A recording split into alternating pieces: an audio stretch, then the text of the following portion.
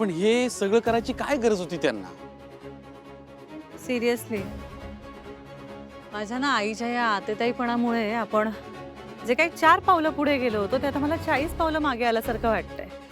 बरं, अंशुमनचं एक वेगळंच चालू आहे हं. त्याचा वेगळाच वैराचार चाललाय. त्यांनी स्वतःसाठीची शिक्षा रद्द करून टाकलेली आहे. काय? तो करणारच तसं. पण स्वानंदी, तुला आता काकूंच्या बाबतीत तेच करावं लागेल जे अंशुमनच्या बाबतीत केलंस तू. आता पुरावे शोधावे लागणार. कसे शोधायचे? अंशुमनच्या बाबतीत ना लक आपल्या साईडने होतं. आपल्याला गोष्टी अशा समोर मिळत गेल्या. काकू 10 पटीने स्मार्ट आहेत आणि आईकडनं तर मी त्यांच्या इतक्या गोष्टी ऐकल्या, त्या काय लेवलला मॅनिप्युलेटिव्ह वागतात माहितीये तुम्हाला? कठीण आहे, खूप कठीण होणार आहे सगळं. पण स्वानंदी, सॉरी पण तुझ्या आईचा ट्रॅक रेकॉर्ड बघता समरचा त्यांच्यावर विश्वास नसणं आणि त्यांच्याबद्दल आदर नसणं स्वाभाविक आहे ग. एक्झॅक्टली. क्रेडिबिलिटी फार महत्वाची असते. म्हणजे काय सांगितलं जातंय त्याचबरोबर ते कोण सांगतंय तेही फार मॅटर करतं. खरं आहे तुमचं. पण काय ना, समर बरोबरच्या इतक्या वर्षांच्या मैत्रीत एक गोष्ट नक्की लक्षात आली. तो स्वतःपेक्षा त्याच्या फॅमिलीसाठी जास्त जगतो. स्वभावच आहे ना त्याचा तो. आतापर्यंत तुला कळलंच असेल ते. एखाद्याला जीव लावला ना त्याने तर त्याच्यासाठी जीव सुद्धा त्याला पुढे मागे बघत नाही. आणि काकू आणि अंशुमन त्याच्या स्वभावाचा फायदा घेतात. पण स्वानंदी, आम्हाला आता तुझ्याकडनं खूप अपेक्षा आहेत बरं का. तूच आमची शेवटची आशा आहेस. मी तुला सांगते, तुमच्या लग्नाच्या आधी पण आम्ही हेच डिस्कस करायचो की समरची जी कोणी बायको येईल ना तीच त्याला या लोकांच्या तावडीतून सोडवू शकेल. अरे स्वानंदी, तुलाही जर हे नाही जमलं ना तर समर कधीच यांच्यापासून वाचू नाही शकणार. अत्यंत घाणेरडी आणि वाईट स्वभावाची, वाईट प्रवृत्तीची लोक आहेत ही. काहीही झालं तरी काकूंचा खरा चेहरा राजवाड्यांसमोर यायलाच हवा. जावई बापू, जावई बापू, जावई बापू, जावई बापू, मला माफ करा, माफ करा, माफ करा, प्लीज माफ करा. मी चुकले. उठा तुम्ही, उठा तुम्ही आधी. मी चुकले. उठा. प्लीज मला माफ करा. हे काय? मला माफ करा प्लीज. मला माफ केलं म्हणून झालं. अहो मी ते सगळे आदिराचं रागवतो ना तो मी मल्लिक ताईवर काढला. चुकलं माझं, चुकलं, खूप मोठी चुकलं. माफ करा प्लीज मला, प्लीज प्लीज. आज काहीतरी वेगळंच बोलताय तुम्ही. काल तुम्ही काहीतरी वेगळं बोलत होतात. काल तर पुरावा म्हणून तुम्ही तो व्हिडिओ सुद्धा मला दाखवलात आणि आज हे नक्की काय समजायचं मी? हो तेच काल जे काय बोलले ते विसरून जाते सगळं. त्याचा पश्चाताप होते. चुकीचं बोलले मी, चुकीचं बोलले. सोडू द्या तुम्ही ते, सोडून द्या. मला माफ केलं म्हणून बोला प्लीज प्लीज. हे बघा मला तुमच्याशी काही बोलायचं नाही आणि मला तुमचं काही ऐकायचंही नाहीये. बोलू नका, फक्त माफ केलं बोला. मी तुमच्या पाया पडते प्लीज. मी तुम्हाला सांगितलं ना मला तुमच्याशी नाही बोलायचंय. नका ना बोलू, पण फक्त माफ केलं बोला ना. मला तुम्ही जा इथून. थांबा एक मिनिट. तुम्हाला ना तुमच्या मुलीशी बोला, तीच तुम्हाला समजेल. हे बघ स्वानंदी, तू जे काय करशील ना त्यात आम्ही आहोत हे नक्की. आणि तू अजिबात काळजी करू नकोस हं. म्हणजे तू म्हणतेस तसं समर, मला तरी वाटतं की अंशुमन प्रकरणानंतर आता समर पूर्णपणे तुझं म्हणणं डिस्कार्ड नाही करणार. तो ऐकून घेईल. त्याला आता तुझ्यावर विश्वास ठेवावा लागेल. म्हणजे त्याच्या मनात निदान शंका तरी येईल. नाहीतर त्याने असं ऐकून घेतलंच नसतं मुळात. सेन्सिटिव्ह आहे ना तो, खूप खूप साधा आहे आणि त्यामुळेच इतकी वर्ष ही सगळी लोक ना त्याला गंडवत राहिली. पण चांगली गोष्ट ही आहे की त्याच्या याच स्वभावामुळे तुझ्याबद्दलचं त्याचं मत आता बदललं असणार आहे. किल्ल्याला सुरुंग लागलाय. एक्झॅक्टली. तू कर विचार आणि ज्यावेळी तुला असं वाटेल की नाही काहीतरी बिघडतंय तेव्हा आम्ही आहोत तुझ्या पाठीशी, बिनधास्त. बरं चल मी निघते. माझ्या कार्ट्यांना स्विमिंगला न्यायचं.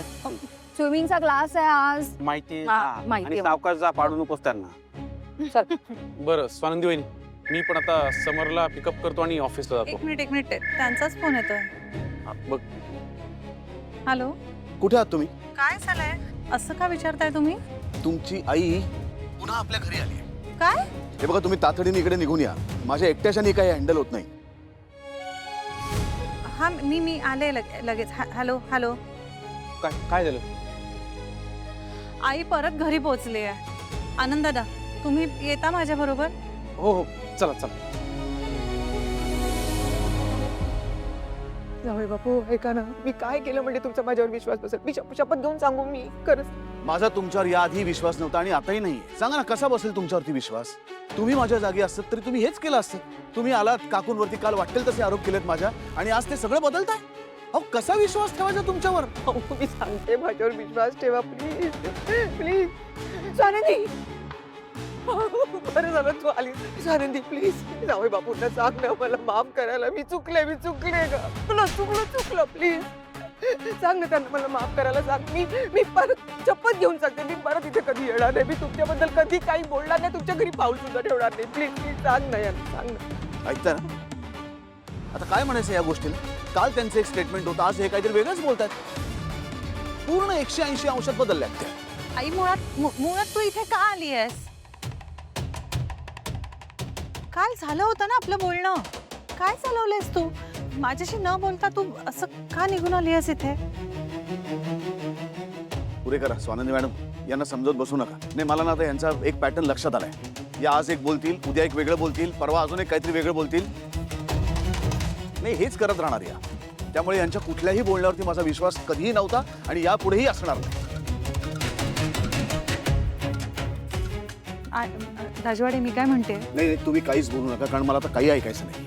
समर, अरे तिचं तरी ऐकून घे. तू का बोलतोयस मध्ये? हे बघ, तू माझा मित्र आहेस, तुझ्यावरती माझा विश्वास आहे. पण मित्रावरचा विश्वास की समोरची वस्तुस्थिती, असं जर मला कोणी विचारलं ना, तर मी त्या वस्तुस्थितीवरती विश्वास ठेवेन. कळलं?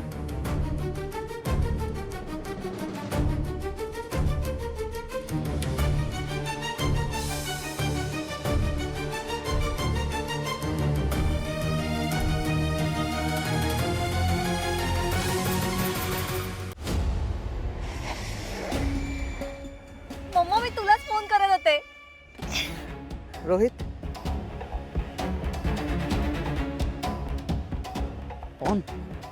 कुठे होतीस तू? माझं सोड, घरी काय झालं ते सांग अंशू. तेच तर सांगते ना, स्वानंदीची आई. घरी आली होती, हो, पण तिने ते. समोर पलटी मारली. वाव मम्मा, तुला कसं माहित? बघ, तू बाहेर या आधी.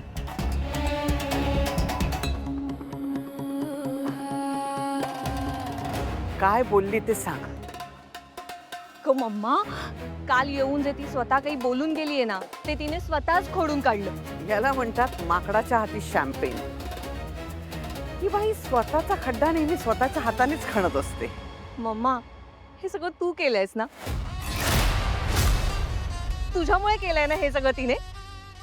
आपली कसं आहे ना, माणूस युटर्न तेव्हाच मारतो जेव्हा त्याला उलट फिरण्याशिवाय पर्याय नसतो. काय कमाल डोकं चालवलंयस तू.